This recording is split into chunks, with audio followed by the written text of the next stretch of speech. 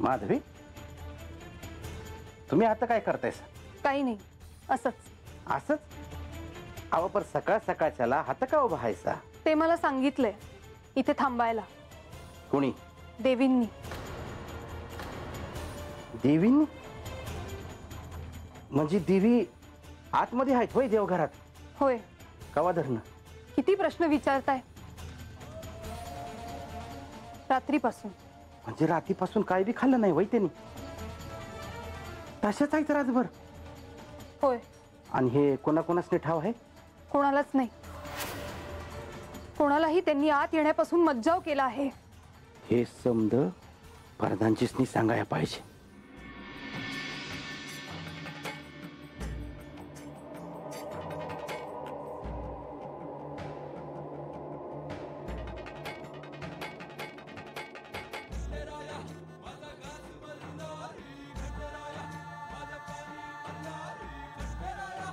देवा,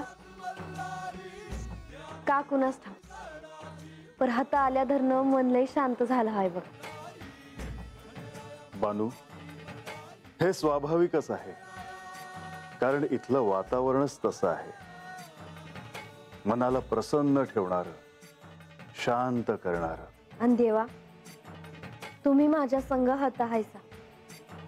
आता मला खरंच असं वाटतंय का जायलाच न ग माघारी. बानू, आपण ज्या ठिकाणी आहोत ते ठिकाण अत्यंत पवित्र आहे. या ठिकाणी सकारात्मक अशी ऊर्जा आहे. याचे कारण म्हणजे या आश्रमात सतत चालणारी ही साधना.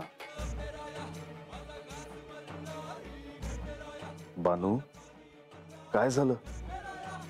तू अशी शांत का आहेस? काय नाही. मला देखील काहीच सांगणार नाहीस? तेव्हा म्या कुणी मोठी नाही. म्या रानात लहानाची मोठी झाली. आज पहिल्यांदाच एवढं जवळून बघते आहे. तर हे समज काय चाललं आहे ते मला ठाव नाही बघा. ते काय म्हणतात ते माझ्या ध्यानात बी येत नाही. मग मला कुणी काय बाई विचारलं तर म्या काय सांगावं? आता म्या तुम्हाला सांगितलं का मला काय बी कळना, तर तुम्ही बी माझ्यावर हसतायसा. मला तुझ्यावर नाही हसू आलं, तर मला हसू आलं ते तुझ्या भोळ्या स्वभावाच, तुझ्या या साधेपणावर. आपल्याला काही ठाऊक नाही हे किती सहजपणे मान्य करतेस तू. पर आता जे आहे ते आहे. पर खरं देवा, काय शिकवत्यात हत? ह्या निसर्गाच्या अद्भुत रम्य वातावरणात, ह्या आश्रमात मानवाच्या जगण्याचा, त्याच्या संस्करणाच्या ज्ञानाचे महत्व सांगितले जाते. आणि केवळ इतकेच नव्हे, तर 4 वेदांचे महत्व, धर्माच्या पुनरुत्थानाचे महत्व, त्याच्या आचरणाचे महत्व आणि असे बरेच काही शिकवण्याचे महत्वाचे कार्य भृगु ऋषींच्या आश्रमात घडते. हो, म्हणजे लय मोठं काम करतेत की हे महाराज. हे ऋषीवर म्हणजे कोणी सामान्य ऋषी नव्हे. ह्या सृष्टीत जसं सप्त ऋषींना मान आहे, तसंच भृगु ऋषींचा देखील.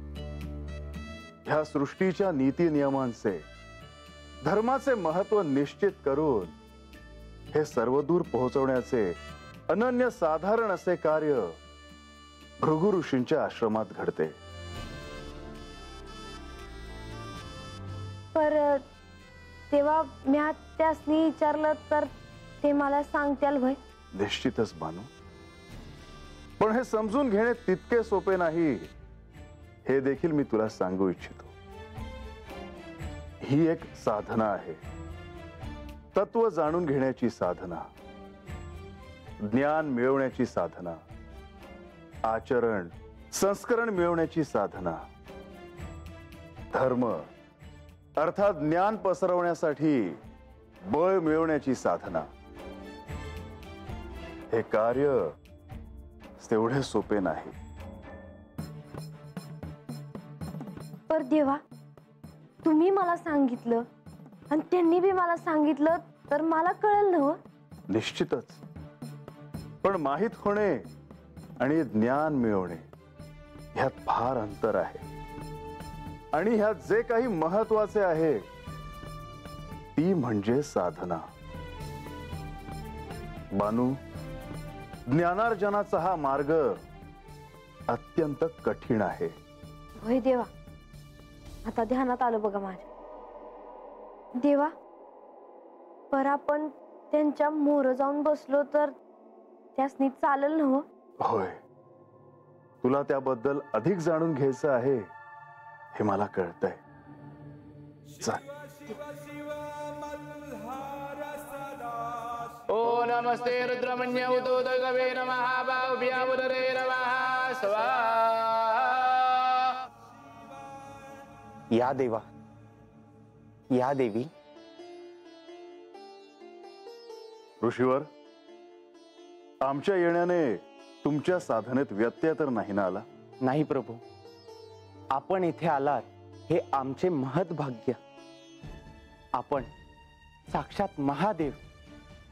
आपल्या आज्ञेमुळेच या सृष्टीचा समतोल टिकून आहे देवा. ऋषीवर, आपले कार्यही फार मोठे आहे.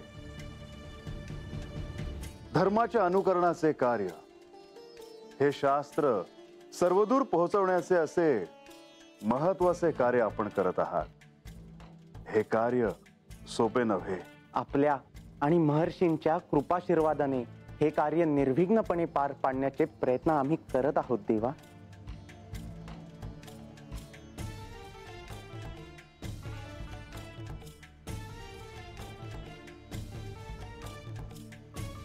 ऋषीवर, आपणही स्थानापन्न व्हावे.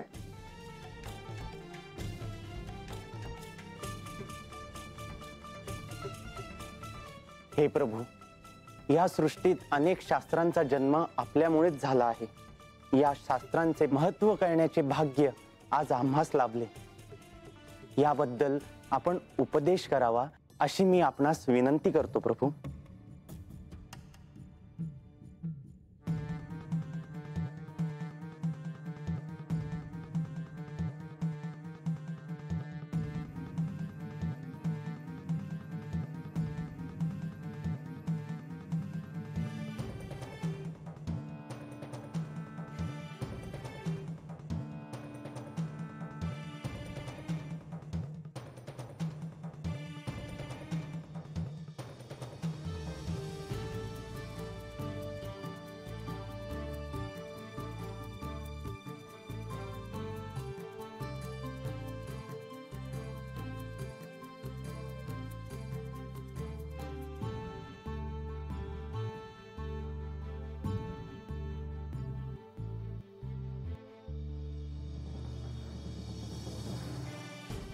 ते तिथं काय चाललं आहे?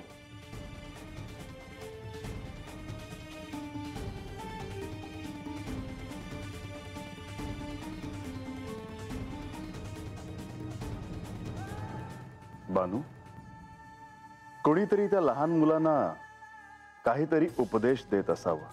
पर ते कोण असल? नाही म्हणजे कुठलं महाराज बी तत नाही ती. मलाही तोच प्रश्न पडलाय.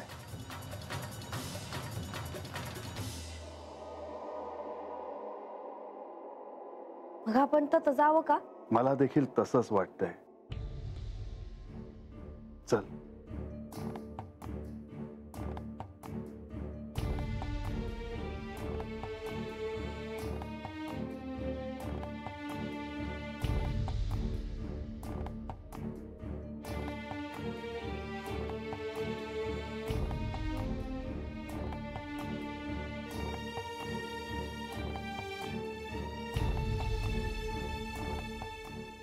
शुभम भवतु.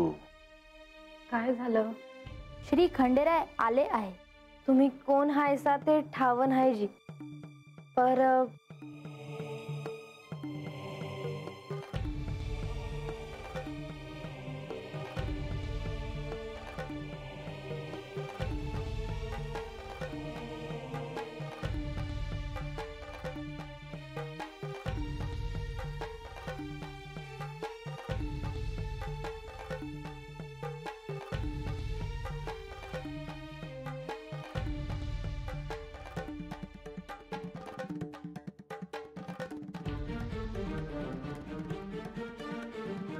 खंडेराय, ऐकलं आहे मी तुमच्याबद्दल. पण मला तुमच्याबद्दल ऐकल्याचे ध्यानात नाही.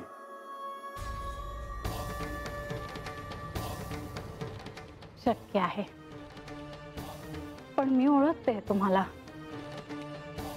म्हणजे ऐकले आहे.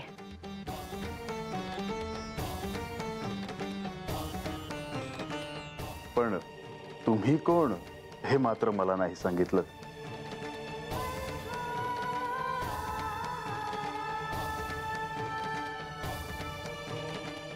आपण नंतर बोलूया. मी यांना उपदेश करते आहे. बर.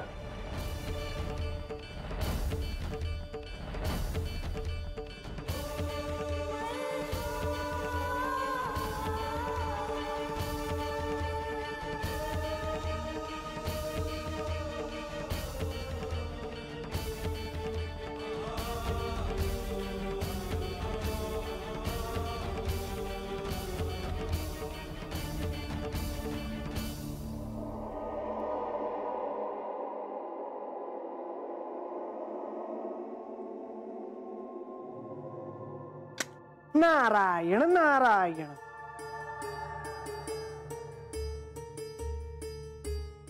प्रणाम प्रभू. मुनिवर, तरीच मी म्हणत होतो की गडावर एवढं सगळं घडतंय आणि तुम्ही नाही, असं कसं होईल? नारायण नारायण. प्रभू, यावेळी मी काहीही केलेले नाही. हवे तर आपण आपल्या अंतःचक्षूंनी पाहू शकता. तुम्ही श्री म्हाळसा देवींना भेटला होतात ना? नारायण नारायण. कसली भेट होती? काय प्रयोजन होतं भेटीचं? मी तेच सांगण्यासाठी आलो आहे. मी विचारलं म्हणून तुम्ही सांगता आहात मुनिवर. असे माझ्याकडून कसे होईल प्रभू?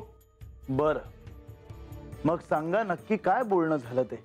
मी आपल्याला सांगेन, परंतु आमच्यात जे बोलणे झाले त्यातला एक भाग मी आपल्याला सांगू नाही शकत. मला वाटलंच तुम्ही काही गोंधळ घालणार नाही, असं कसं होईल? प्रभू, हे सगळे कोणत्या दिशेने घडत आहे हे मी पाहिले आणि ओळखले की हीच ती योग्य वेळ आहे श्री म्हाळसा देवींची क्षमा मागण्याची. वाह, काय धाडस केलं आहे तुम्ही मुनिवर. हो, नाहीतर उद्या काहीतरी भयंकर घडले तर सुरुवात या नारदानेच केली असे कोणी म्हणायला नको. म्हणजे श्री म्हाळसा देवींनी तुम्हाला क्षमा केली? हो, मी त्यांना सांगितले की देव बानूकडे राहावेत हे मी सुचवले, परंतु ते तसेच घडेल आणि त्याची परिणती ही अशी होईल हे मला ठाऊक नव्हते. तर त्यांनी मला क्षमा केली.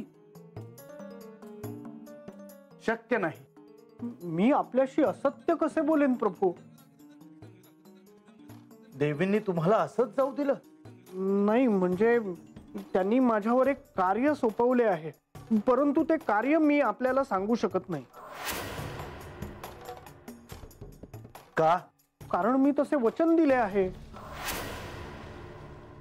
मुनिवर, तुम्ही तुम्हाला हवं ते कार्य करा, परंतु त्यामुळे काहीही गोंधळ होणार नाही ह्याची काळजी घ्या. मी असे काहीही करणार नाही. प्रधानजी, एक काम आहे आणि तुम्ही त्याच्यामध्ये लक्ष घालायची वेळ आली आहे बघा. हवं देवीने देवघरात स्वतःला कोंडून घेतलं. या माझा याच्याशी काहीही संबंध नाही. मी काहीही केलेले नाही. चला, मी येतो. चला पाहूया काय करायचं ते.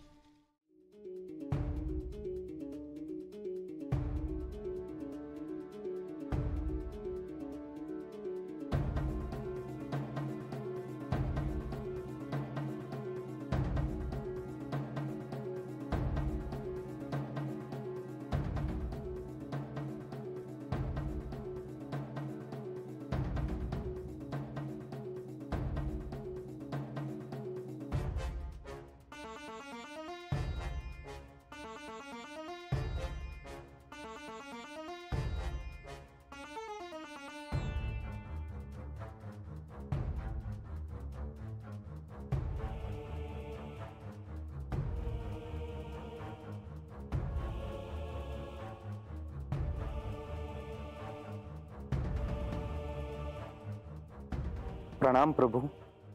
प्रणाम देवी. प्रभू, आसन ग्रहण करावे.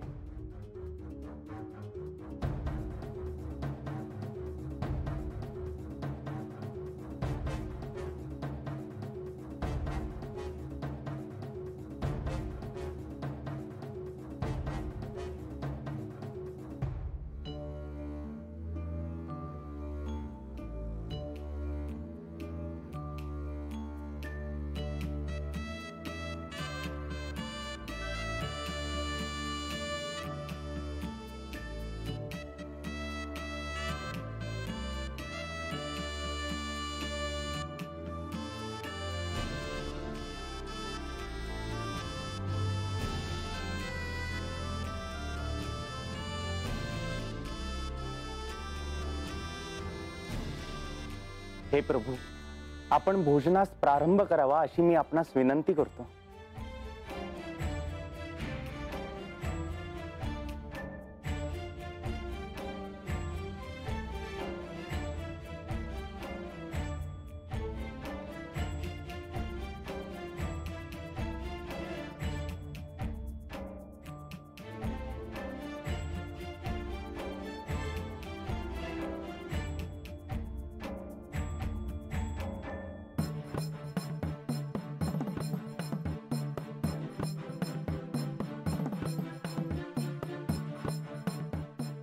हे प्रभू, आमच्या परीने जे जे करणे शक्य होते ते भोजन आम्ही केलेले आहे.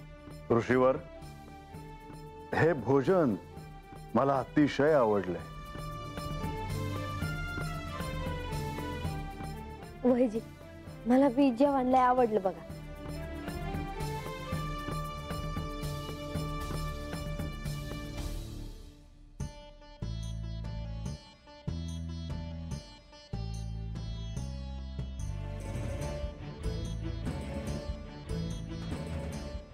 बानू, तू हो पुढे, मी आलोच.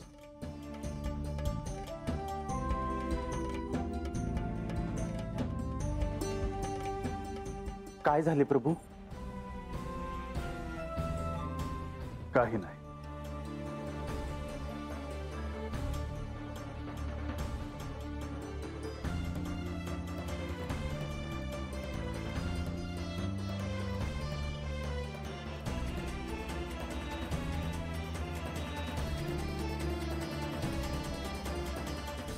तुम्ही कोण आहात हे अजून तुम्ही मला नाही सांगितलं.